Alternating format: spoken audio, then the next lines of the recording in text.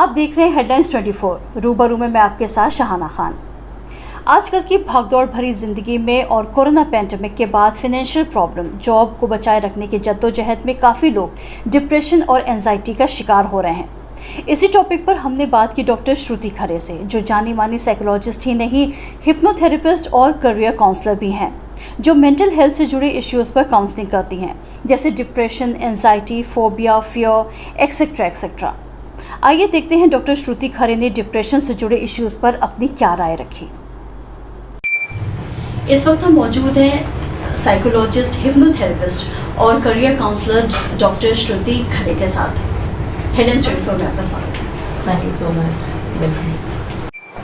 जैसे कि आप एक हिप्नोथेरेपिस्ट हैं, तो ये हिप्नोथेरेपी किस तरह के केसेस में यूज़ होती है और इसके जो नेगेटिव एंड पॉजिटिव एस्पेक्ट्स क्या है?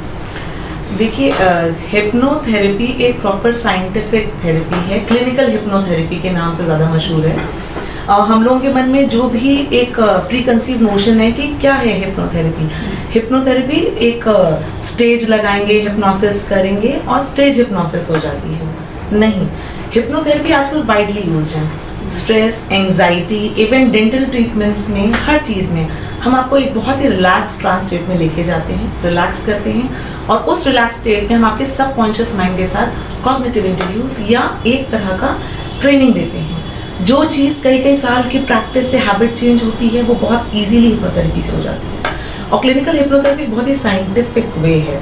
मतलब डिस्पाइट ऑफ द फैक्ट कि हमारे पास कितने प्री कंसीव नोशंस हैं, मिथ्स हैं कि अरे मैं तो चेंज छीन ली हिप्नोसिस करके, ऐसा कुछ नहीं होता है।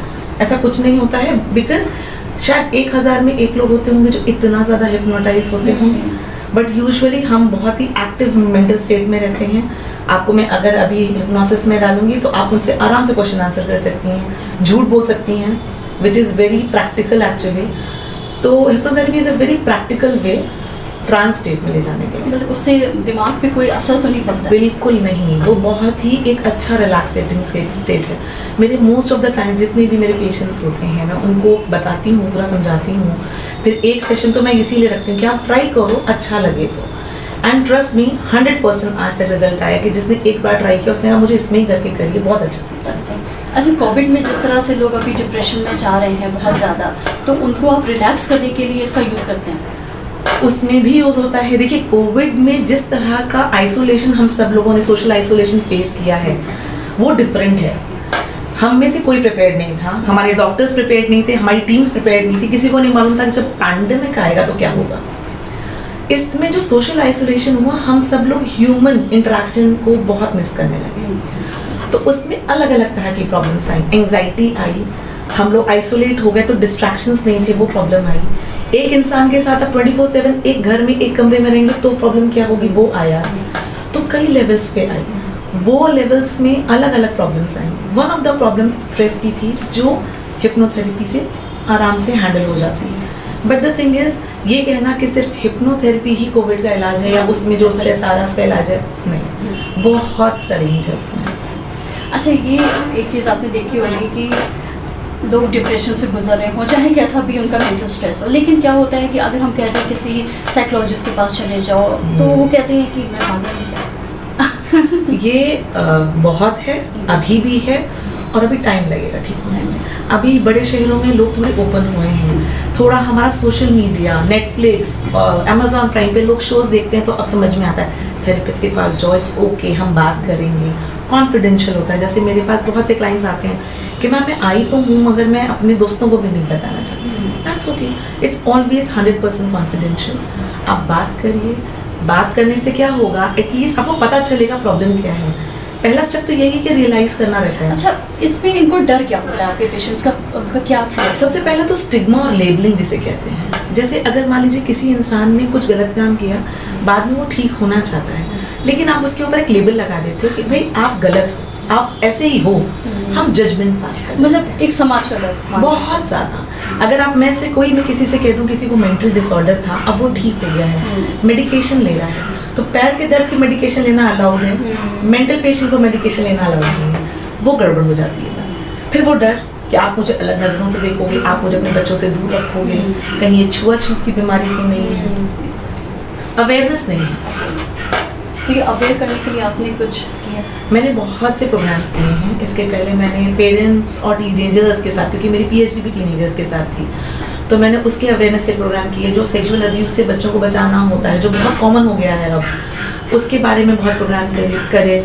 और आपको मैं बताऊं, बहुत ऐसा होता है कि जब मैं बच्चों के साथ प्रोग्राम करती हूँ ग्रुप्स में, बाद में पेरेंट्स आते हैं कि मेरे साथ ये प्रॉब्लम है, मैंने आज तक किसी को नहीं बताया, मैं 25 साल से झेल रही हूँ, मैं 30 साल से देख रहा हूँ। तो अवेयरनेस नहीं है। जब वो अपने बच्चों में चेंजेस देखते होंगे तब वो आपके पास आते हैं अपने घर से। और अब पेरेंट्स कंपैरेटिवली ज़्यादा स्मार्ट हो चुके हैं, क्योंकि उनके पास अवेयरनेस है, उनको मालूम है कि प्रॉब्लम हो रही है। तो अब तो 7 साल 5 साल तक के बच्चे भी आते हैं सेशंस के लिए। That is good, very good. आप शुरू से ही उनको आप ब्रिंगिंग अवेयरनेस वाली दे रहे हैं। एंड आई रियली होप कि हमारे यहाँ थोड़ा और, आप लोग जिस तरह का इतने इंटरव्यूज़ ले रहे हैं, लोगों से बात करते हैं, थोड़ा लोगों को भी पता चले कि इट्स ओके। डर है, लेकिन डर कैसे जाएगा? जब जाके बात करेंगे, पूछेंगे, जानेंगे, तब डर जाएगा। अच्छा, आप एक करियर काउंसलर भी हैं, तो अगर कोई बच्चे इसमें आना चाहते हैं, साइकोलॉजिस्ट बनना चाहते हैं या साइकोथेरेपिस्ट बनना चाहते हैं, तो उनको आप किस तरह से गाइड करेंगे? देखिए, मेरी डिग्री है इंटरनेशनल करियर काउंसलिंग में, तो मैं इंडिया और इंडिया के बाहर के जितने भी कॉलेजेस हैं उनमें एडमिशन प्रोसेसेस, उनके करियर काउंसलिंग, उनके टेस्ट करते हैं, डायग्नोसिस होती है, प्रॉपर एक तरह का ट्रीटमेंट का तरह होता है, पैकेज होता है। तो जो कोई बच्चा आता है कि जैसे मुझे साइकोलॉजिस्ट बनना है, तो पहले हम ये देखते हैं कि उसके अंदर के एटीट्यूड्स, उसका इंटरेस्ट, अलग अलग पर्सनालिटी ट्रेट्स क्या बता रहे हैं। क्या आप उस एरिया में जाने के लिए फिट हैं? अगर आप फिट हैं, फॉर एग्जांपल एक छोटा सा ट्रेट होता है एक थेरेपिस्ट का, कि अगर आपसे कोई बहुत इमोशनल और सैड बात कर रहा है, वो अपने ऊपर नहीं आने देना है। आपको सब्जेक्टिवली उसके साथ इन्वॉल्व नहीं होना है, एनालाइज और क्रिटिकली उसको देखना है प्रॉब्लम क्या है। अगर मैं इमोशनली इन्वॉल्व हो जाऊंगी तो मैं कभी सही जजमेंट नहीं दे पाऊंगी। तो अगर आपके अंदर वो ट्रेट है, तो मैं आपको बताती हूँ कि भाई अगर आपको साइकोलॉजिस्ट बनना है, तो आप पहले 12th तक आप चाहें तो साइंस ले लीजिए, चाहे ह्यूमैनिटीज़ ले लीजिए, फिर ग्रेजुएशन करिए, स्पेशलाइजेशन करिए, प्लीज़ इंटर्नशिप करते चलिए डॉक्टर्स के साथ। वो बहुत ज़रूरी है, क्योंकि रियल लाइफ में डॉक्टर होता कैसा है, लोगों को दिखता है कि मैं बस बैठती हूँ, बात करती हूँ, पेपर वर्क बहुत होता है। मैं बहुत होमवर्क देती हूँ अपने पेशेंट्स को, तो वर्कशीट्स बनानी होती हैं, उनको लगातार टच में रहती हूँ। मेरे पेशेंट्स को मैं बताऊँ, अलाउड है रात में 12, 1 बजे, 2 बजे, 3 बजे मैसेज करते हैं। मेरे बहुत से इंडिया के बाहर के पेशेंट्स हैं, तो वो लोग के टाइम के हिसाब से भी मैं जितना आधी रात में भी उठ के मैसेज करती हूँ कि टच में रहना है। तो रियल जॉब क्या है उनको ये मालूम नहीं। तो बच्चों को मैं बोलती हूँ प्लीज़ जाओ, इंटर्नशिप करो।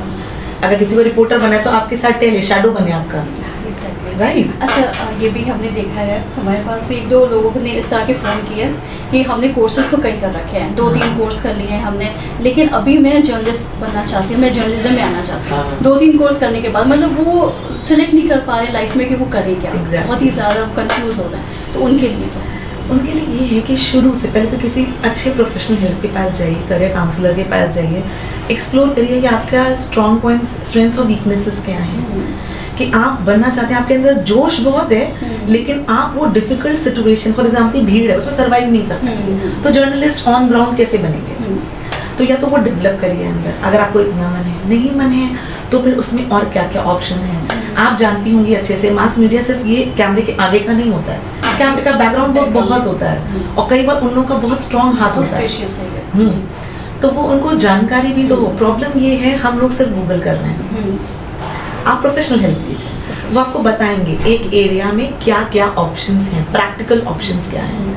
हम लोग गूगल करते हैं, कोर्स कर लेते हैं। सबसे पहले तो एक एम होना चाहिए। बिल्कुल बिल्कुल, क्या किस एरिया में जा रहे हैं, क्या चाहिए आपको, और वो तभी पता चलेगा। देखिए नहीं समझ में आता है, मेरे मन में भी बहुत था कि मैं ये बन जाऊँ, मैं वो बन जाऊँ, मैं मेडिकल करती हूँ। बाय द टाइम मैंने पोस्ट ग्रेजुएशन किया, आई वॉज वेरी क्लियर कि मुझे इसमें जाना है। थैंकफुली माई पेरेंट्स को वेरी सपोर्टिव। उस टाइम पे साइकोलॉजिस्ट बिल्कुल नहीं होते थे, अभी भी 1 लाख में 1 साइकोलॉजिस्ट है इंडिया में, लेकिन मेरे पेरेंट्स सपोर्टिव थे कि करो, अच्छी चीज़ है, करो।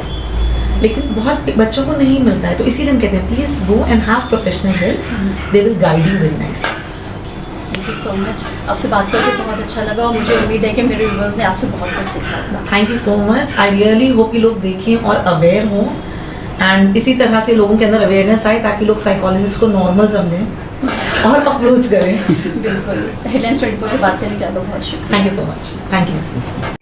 मैं आपके साथ शहाना खान। अगर आपको हमारा ये वीडियो पसंद आया हो तो इसे लाइक और शेयर ज़रूर करें और चैनल को सब्सक्राइब करना ना भूलें ताकि हम आपको रखें देश और दुनिया की ताज़ा तरीन खबरों के साथ बाखबर। तो देखते रहिए हेडलाइंस 24 सच के साथ।